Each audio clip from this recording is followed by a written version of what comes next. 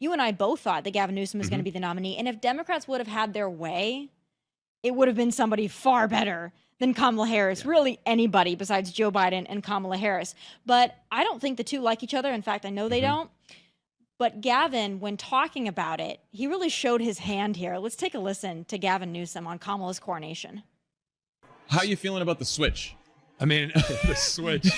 Now, we went through a very open process and a very inclusive process. It was bottom up. I don't know if you know that. Yes, that's what I've been told to say. Yes, it was a blitz primary, I believe is what they called it. It's a very, very fast blitz. Yes. I think it was a blink primary, so we call that. Oh, a 30-minute convention. Yeah. Between a tweet and another tweet. It's amazing how it happened. Yeah, it's been amazing. But what is amazing is how unified everybody is. I mean, it's next level.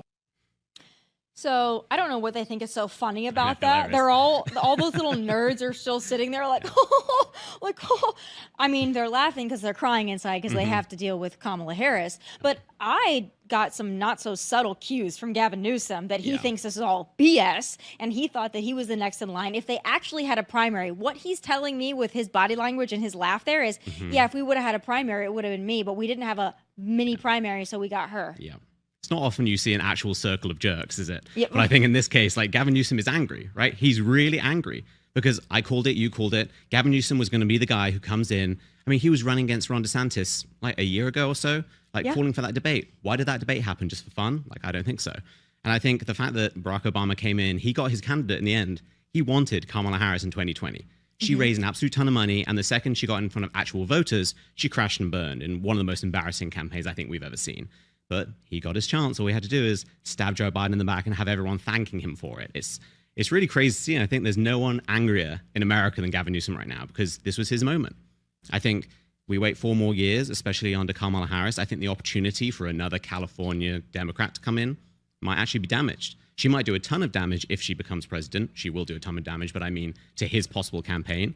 And if Trump wins, it could be the other direction. People are going to forget about Gavin Newsom. He is the Patrick Bateman of politics. I despise the man, but you can see, like, at least he's mocking the system for what it is. It's not often you'll hear me in some way praise Gavin Newsom, but at least he's calling it. Everyone else is just clapping like happy seal to the fact that democracy is being torn up in front of our faces, and we've got to thank them for it. Crazy, absolutely crazy. Well, he's calling out the system because it didn't work in his favor this time. Let's be honest. That's the most you can hope for from them. I think that Gavin Newsom wants Kamala to lose. What do you think? Yeah, I think it would be beneficial to him. I think if we had to say which one would be more beneficial in the short term, obviously her losing, because then he can step back and say, look, you passed over me. This was stolen. This is the system. The system's corrupt. I can come in with my veneers and my gallons of hair gel and fix it all. And I think if Kamala Harris wins, it sidelines him because she gets 4 more years to kind of tighten control of, really her control of the party. I think the Barack Obama regime get a tighter control of the party, and it squeezes him out. So I think he very much wants her to lose because then he can spend 4 years running against Donald Trump, Ron DeSantis, whomever becomes the face of the Republican Party moving forward. He'll just do a shadow campaign again because that's what he was doing against Ron DeSantis. Yeah. So I think, he's praying for a Trump win, which is strange. Oh, I agree. I wholeheartedly agree on that point.